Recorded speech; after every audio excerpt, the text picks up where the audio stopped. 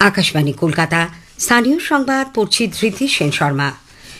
বিশেষ খবর হল, পশ্চিমবঙ্গে আসন্ন বিধানসভা নির্বাচনের প্রেক্ষিতে রাজ্যের প্রত্যেকটি থানাকে তাদের আওতাধীন এলাকার আইন শৃঙ্খলা পরিস্থিতি নিয়ে 19 মার্চের মধ্যে রিপোর্ট তলব নির্বাচন কমিশনের। ভোটে নজরদারি আরও কড়া করতে 100% বুথে ওয়েবকাস্টিং বাধ্যতামূলক হচ্ছে। এই প্রথম নজরদারি চালানো হবে ড্রোনের সাহায্যেও। নির্বাচন কমিশন নিযুক্ত পুলিশ পর্যবেক্ষকেরা আজ রাজ্যে আসছেন। বিধানসভা ভোটের জন্য প্রথম দফায় বিজেপি 144 এবং বামফ্রন্ট 192 জন প্রার্থীর নাম ঘোষণা করেছে। প্রশাসনে রদবদল নিয়ে অসন্তোষ প্রকাশ করে মুখ্যমন্ত্রী মমতা ব্যানার্জি মুখ্য নির্বাচন কমিশনার জ্ঞানেশ কুমারকে চিঠি লিখেছেন। কবি প্রসূন বন্দ্যোপাধ্যায়ের শ্রেষ্ঠ কবিতা বইটির জন্য 2025 সালের সাহিত্য একাডেমি পুরস্কার পাচ্ছেন। কলকাতা সহ দক্ষিণবঙ্গ এবং উত্তরবঙ্গের বেশ কয়েকটি জেলায় গতকাল দুপুরের পর থেকে ব্যাপক ঝড় বৃষ্টিতে তাপমাত্রার পারদ অনেকটাই নেমেছে। আসছে বিস্তারিত খবরে। রাজ্যে আসন্ন বিধানসভা নির্বাচনে আইন শৃঙ্খলা পরিস্থিতি নিয়ন্ত্রণে রাখতে নির্বাচন কমিশন এক অভূতপূর্ব সিদ্ধান্ত নিয়েছে। রাজ্যের প্রতিটি থানাকে বৃহস্পতিবার 19 মার্চের মধ্যে নিজেদের এলাকার আইন শৃঙ্খলা পরিস্থিতি নিয়ে বিস্তারিত রিপোর্ট দিতে বলা হয়েছে। এলাকা ভিত্তিক অস্ত্রের মজুদ, চিহ্নিত সমাজবিরোধী এবং অপরাধ সংক্রান্ত তথ্য এই রিপোর্টে জানাতে হবে। কমিশনের নির্দেশ, প্রতিটি থানার ভারপ্রাপ্ত আধিকারিককে নিশ্চিত করতে হবে সংশ্লিষ্ট এলাকা অপরাধমুক্ত। তা না হলে তাঁর বিরুদ্ধে ব্যবস্থা নেওয়া হবে।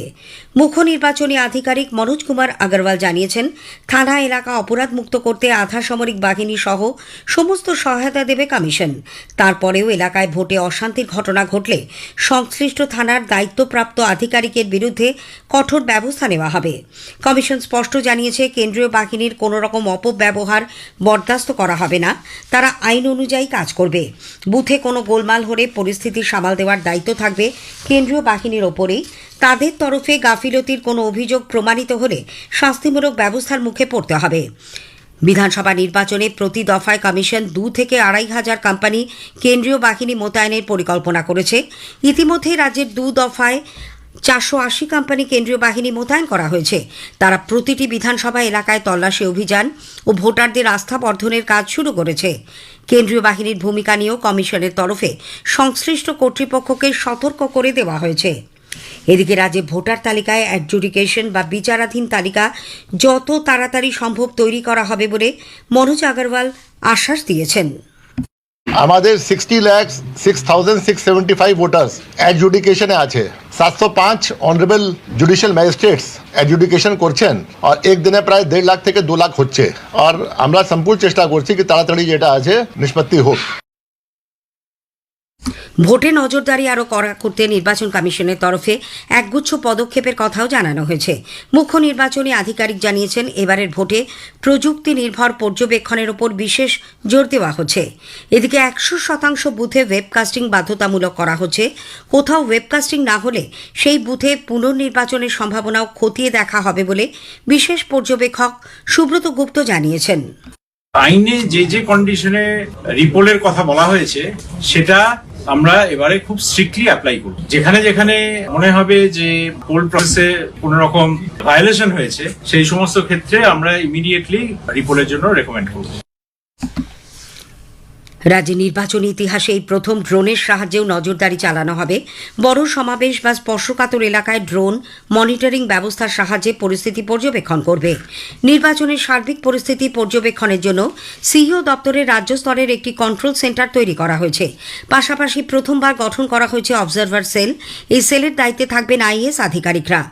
কমিশন সূত্রে জানা গেছে, ভোটকে কেন্দ্র করে এখনও পর্যন্ত প্রায় 112 কোটি টাকার অবৈধ নগদ ও অন্যান্য সামগ্রী বাজেয়াপ্ত করা হয়েছে। কমিশন আরও জানিয়েছে, 294টি বিধানসভা কেন্দ্রে একজন করে সাধারণ পর্যবেক্ষক থাকবেন। 28টি পুলিশ জেলা ও 6টি কমিশনারেটে 2 জন করে পুলিশ পর্যবেক্ষক নিয়োগ করা হচ্ছে। কমিশন নিযুক্ত পুলিশ পর্যবেক্ষকেরা আজ রাজ্যে আসছেন। মুখ্য নির্বাচনী আধিকারিক জানিয়েছেন, এর আগে কয়েকবার কেন্দ্রীয় বাহিনীর অপব্যবহার এবং তাদের বিরুদ্ধে যথাযথভাবে কাজ না করার অভিযোগ উঠেছে। পূর্ববর্তী নির্বাচনগুলিতে এই ধরনের অভিযোগ তদন্ত করার পর দোষী আধিকারিকদের বিরুদ্ধে ইতিমধ্যেই কঠোর ব্যবস্থা গ্রহণের কাজ শুরু হয়েছে। বিধানসভা নির্বাচনে বিজেপি প্রথম দফায় 144 জন প্রার্থীর নাম ঘোষণা করেছে। দলের প্রধান রাজ্য মুখপাত্র দেবজিৎ সরকার কলকাতায় গতকাল এক সাংবাদিক বৈঠকে জানান, কেন্দ্রীয় নেতৃত্বের সিদ্ধান্তেই এই প্রার্থী তালিকা তৈরি। উল্লেখযোগ্য প্রার্থীদের মধ্যে বিরোধী দলনেতা শুভেন্দু অধিকারী আগেরবারের বিধানসভা কেন্দ্র নন্দীগ্রাম ছাড়াও এবার ভবানীপুর আসন থেকেও প্রতিদ্বন্দ্বিতা করবেন। প্রাক্তন সাংসদ দিলীপ ঘোষ খড়গপুর সদর ও স্বপন দাশগুপ্ত রাসবিহারী কেন্দ্র থেকে প্রার্থী হয়েছেন। উল্লেখযোগ্য অন্য প্রার্থীদের মধ্যে আছেন শিলিগুড়ি কেন্দ্রে পরিষদীয় দলের মুখ্য সচেতক শঙ্কর ঘোষ, বীরভূমের সিউড়ি বিধানসভা কেন্দ্র থেকে রাজ্য সহসভাপতি জগন্নাথ চট্টোপাধ্যায়, নৈহাটি কেন্দ্রে বঙ্কিমচন্দ্র চট্টোপাধ্যায়ের পরিবারের সদস্য সুমিত্র চট্টোপাধ্যায়, হাওড়া শিবপুর কেন্দ্রে রুদ্রনীল ঘোষ ও বরানগর কেন্দ্রে কাউন্সিলর সজল ঘোষ। বামফ্রন্টও রাজ্যে আসন্ন বিধানসভা নির্বাচনের জন্য প্রথম দফায় 192 জন প্রার্থীর নাম ঘোষণা করেছে। ফ্রন্টের চেয়ারম্যান বিমান বসু কলকাতায় গতকাল এক সাংবাদিক বৈঠকে এই তালিকা ঘোষণা করে বলেন, নির্বাচনে শরিক দলগুলি ছাড়াও সিপিআইএমএল লিবারেশন, আইএসএফ এবং বেশ কিছু নির্দল প্রার্থী ফ্রন্টের সহযোগী হিসেবে প্রতিদ্বন্দ্বিতা করবে। প্রার্থী তালিকায় আছেন 27 জন মহিলা। উল্লেখযোগ্য প্রার্থীরা হলেন যাদবপুর কেন্দ্রে বিকাশ রঞ্জন ভট্টাচার্য, উত্তরপাড়ায় মীনাক্ষী মুখোপাধ্যায়, শিলিগুড়িতে প্রাক্তন মেয়র পারিষদ শরদিন্দু চক্রবর্তী, দমদম উত্তরে দীপশিতা ধর, কামারহাটিতে মানস মুখার্জি, বরানগরে সায়নদীপ মিত্র, কসবায় দীপু দাস, মহেশতলায় সায়ন ব্যানার্জি প্রমুখ। এদিকে বিধানসভা নির্বাচনে সিপিআইএমএল লিবারেশন 10টি কেন্দ্রে প্রতিদ্বন্দ্বিতা করার সিদ্ধান্ত নিয়েছে। দলের রাজ্য সম্পাদক অভিজিৎ মজুমদার গতকাল কথা জানান। এসইউসিআই কমিউনিস্টও এককভাবে 230টি কেন্দ্রে প্রতিদ্বন্দ্বিতা করবে বলে দলের রাজ্য সম্পাদক চণ্ডীদাস ভট্টাচার্য জানিয়েছেন। রাজ্যে এসআইআর প্রক্রিয়া সম্পন্ন করার আগে নির্বাচন কমিশন ভোট ঘোষণা করায় আইএসএফ কলকাতা হাইকোর্টের দ্বারস্থ হয়েছে। দলের বিধায়ক নওশাদ সিদ্দিকী আদালতে এই আর্জি জানানোর পর সাংবাদিকদের বলেন, এখনও 45 লক্ষের বেশি নামের অ্যাডজুডিকেশনের কাজ বাকি, সে কারণে ভোটের দিন পিছিয়ে দেওয়ার দাবি জানান তিনি। আন্ডার অ্যাডজুডিকেশন প্রায় 60 লক্ষ মানুষ ভোট ঘোষণা হয়ে গেল। এখনো পর্যন্ত এটা ইনশিওর হতে পারছি না আমরা। সাধারণ মানুষ আতঙ্কিত, তারা ভোট দিতে পারবে কি পারবে না। আমরা কলকাতা হাইকোর্টের কাছে ডিমান্ড রাখছি, যতক্ষণ না পর্যন্ত অ্যাডজুডিকেশন এই সমস্যাটা নিষ্পত্তি হচ্ছে, ভোট প্রক্রিয়া বাতিল করতে হবে, অন্যথায় স্থগিত রাখতে হবে। আজকের প্রসঙ্গে এবারের বিষয় কানাডার প্রধানমন্ত্রী মার্ক কার্নির ভারত সফর এবং ভারত কানাডা দ্বিপাক্ষিক সম্পর্ক। এই নিয়ে কানাডা প্রবাসী ভারতীয় বিজ্ঞানী ড সৈকত বসুর সঙ্গে কথা বলেছেন অভিজিৎ চক্রবর্তী। আজ শুনবেন প্রথম পর্ব। অনুষ্ঠানটি শোনা যাবে রাত 8টায় গীতাঞ্জলি প্রচার তরঙ্গ, ডিটিএইচ বাংলা পরিষেবা ও আকাশবাণী সংবাদ সোশ্যাল মিডিয়া প্ল্যাটফর্মে। স্থানীয় সংবাদ শুনছেন আকাশবাণী কলকাতা কেন্দ্র থেকে। প্রশাসনের রদবদল নিয়ে অসন্তোষ প্রকাশ করে মুখ্যমন্ত্রী মমতা ব্যানার্জি মুখ্য নির্বাচন কমিশনার জ্ঞানেশ কুমারকে চিঠি লিখেছেন। ওই চিঠিতে তিনি বলেছেন, বিধানসভা ভোটের দিন ঘোষণার কয়েক ঘণ্টার মধ্যে নির্বাচন কমিশন যেভাবে একতরফা সিদ্ধান্ত নিয়ে প্রশাসনের শীর্ষস্তরের আধিকারিকদের সরিয়ে দিয়েছে, তার কোনো যুক্তিসঙ্গত কারণ নেই। যাদের বদলি করা হয়েছে তাদের বিরুদ্ধে নির্বাচন পরিচালনার ক্ষেত্রে বিধিভঙ্গ, খারাপ আচরণ বা গাফিলতিরও কোনো অভিযোগ ছিল না। এর আগে কলকাতার ডোরিনা ক্রসিংয়ে এক মিছিলে যোগ দিয়েও মুখ্যমন্ত্রী রাতারাতি রাজ্যের আধিকারিকদের বদলিকে কটাক্ষ করে বলেন, সব বদল হলেও রাজ্যের সরকার বদল হবে না। আপনারা দেখেছেন বিজেপির কথায় কারা কাজ করবে, তাদের দেখে দেখে চয়েস করছেন, কিন্তু জেনে রাখুন বিনাশ কালে বুদ্ধি নাশ। যে অফিসারকেই পাঠান তারা সবাই আমাদের হয়ে কাজ করবে, মানুষের হয়ে কাজ করবে, বাংলার হয়ে কাজ করবে। উল্লেখ্য, নির্বাচন কমিশন রাজ্য পুলিশের ভারপ্রাপ্ত মহানির্দেশক পদ থেকে পীযূষ পাণ্ডে এবং কলকাতা পুলিশ কমিশনারের পদ থেকে সুপ্রতিম সরকার সহ 4 পুলিশ আধিকারিককে সরিয়ে দিয়েছে। মুখ্য সচিব নন্দিনী চক্রবর্তী ও স্বরাষ্ট্র সচিব জগদীশ প্রসাদ মীনাকেও সরিয়ে দেওয়া হয়। বিজেপি শাসক দল ঘনিষ্ঠ প্রশাসনিক আধিকারিকদের নির্বাচনী প্রক্রিয়া থেকে দূরে রাখার দাবি জানিয়েছে। দলের প্রধান রাজ্য মুখপাত্র দেবজিৎ সরকার কলকাতায় গতকাল সাংবাদিকদের বলেন, নির্বাচন কমিশন কোন কোন আধিকারিককে দায়িত্বে রাখবেন অথবা কাকে সরিয়ে দেবেন সেটা পুরোপুরি কমিশনের সিদ্ধান্ত। নির্বাচনের সময় এবং নির্বাচন পরবর্তী কোন রকম সহিংসতা, কোন রকম সন্ত্রাসকে যেন বরদাস্ত না করা হয়, তার জন্য যারা সন্ত্রাসকারী এবং তার সঙ্গে প্রশাসনের যে অংশ 2011 সাল থেকে প্রায় 1.5 দশক ধরে বিভিন্ন সময় তৃণমূল কংগ্রেসের প্রথম শ্রেণীতে কাজ করে এসেছেন, তারা থাকবেন না। একতরফা সাহিত্য একাডেমি 2025 সালের পুরস্কার প্রাপকদের নাম ঘোষণা করেছে। বাংলার কবি প্রসূন বন্দ্যোপাধ্যায়কে তার শ্রেষ্ঠ কবিতা বইটির জন্য পুরস্কার দেওয়া হচ্ছে। সম্মান প্রাপ্তির খবর শোনার পর আকাশবাণীকে তার প্রতিক্রিয়ায় শ্রী বন্দ্যোপাধ্যায় বলেন, জীবনে প্রথম এত বড় সম্মান প্রাপ্তিতে তিনি অভিভূত। বাতাসে জলীয় বাষ্পের পরিমাণ বেশি থাকায় কলকাতা সহ দক্ষিণবঙ্গের বিভিন্ন জেলা ও উত্তরবঙ্গের বেশ কয়েকটি জেলাতে গতকাল দুপুরের পর ব্যাপক ঝড় বৃষ্টিতে তাপমাত্রা এক লাফে অনেকটাই নেমে গেছে। আজ সকালে কলকাতায় সর্বনিম্ন তাপমাত্রা রেকর্ড করা হয় 18.4 ডিগ্রি সেলসিয়াস, স্বাভাবিকের থেকে 5.2 ডিগ্রি কম। স্থানীয় সংবাদ শেষ হল। আকাশবাণী খবর পড়ছি নমামি বসু রুদ্র। প্রথমে বিশেষ খবর। আফগানিস্তানের কাবুলে গত রাতে একটি হাসপাতাল লক্ষ্য করে আকাশপথে চালানো পাকিস্তানি হামলায় কমপক্ষে 400 জনের মৃত্যু হয়েছে, আহত অন্তত 250 জন। রান্নার গ্যাস নিয়ে আরও একটি ভারতীয় জাহাজ নন্দা দেবী আজ দেশে পৌঁছবে। এদিকে ইরানে অবস্থানরত ভারতীয় নাগরিকরা যাতে দূতাবাসের সঙ্গে যোগাযোগ না করে কোনোভাবেই সীমান্ত পারের চেষ্টা বা সীমান্ত সংলগ্ন এলাকায় ভ্রমণ না করেন, সেজন্য কড়া নির্দেশিকা জারি করেছে কেন্দ্র। আসাম, কেরালা ও পুদুচেরি নির্বাচনের জন্য বিজ্ঞপ্তি জারির সঙ্গে সঙ্গে মনোনয়নপত্র জমা দেওয়ার প্রক্রিয়া শুরু হয়েছে। পশ্চিমবঙ্গে বিজেপি ও বামফ্রন্ট তাদের প্রথম প্রার্থী তালিকা প্রকাশ করেছে। কেরালামেও প্রকাশিত হয়েছে এনডিএ ও এলডিএফ এর প্রথম প্রার্থী তালিকা। লোকসভায় আজ 2026-27 অর্থ বছরের রেল মন্ত্রকের ব্যয় বরাদ্দের ওপর আরও আলোচনা ও ভোট গ্রহণ হবে। ওয়ান ব্যাটেল আফটার আনাদার 98তম একাডেমি পুরস্কার অনুষ্ঠানে সেরা ছবি ও সেরা পরিচালক সহ মোট 6টি অস্কার জিতেছে। আজ বিস্তারিত খবরে। আফগানিস্তানের কাবুলে গত রাতে একটি হাসপাতাল লক্ষ্য করে আকাশপথে চালানো পাকিস্তানি হামলায় কমপক্ষে 400 জনের মৃত্যু হয়েছে, আহত অন্তত 250 জন। তালিবান সরকারের মুখপাত্র জবিউল্লাহ মুজাহিদ জানিয়েছেন, ওই হামলায় হাসপাতালের বিরাট অংশ সম্পূর্ণ ধ্বংস হয়ে গেছে। হতাহতের সংখ্যা আরও বাড়তে পারে। তিনি বলেন, পাকিস্তানি সেনা ফের একবার আফগানিস্তানের আকাশসীমা লঙ্ঘন করে কাবুলে একটি মাদকাসক্তদের জন্য পুনর্বাসন হাসপাতালে হামলা চালায়। ফলে সেখানে চিকিৎসাধীন শতাধিক মাদকাসক্তের মৃত্যু হয়েছে। রাষ্ট্রসংঘ হাসপাতালে হামলার ঘটনায় গভীর উদ্বেগ প্রকাশ করেছে। আন্তর্জাতিক মানবাধিকার সংগঠনও এই হামলার নিন্দা করেছে। এলপিজি বোঝাই আরও একটি জাহাজ নন্দা দেবী আজ দেশে পৌঁছবে। ভারতীয় পতাকাবাহী জাহাজ জাগলারকিও সংযুক্ত আরব আমিরশাহী থেকে নিরাপদে দেশে ফিরেছে বলে কেন্দ্রের তরফে জানানো হয়েছে।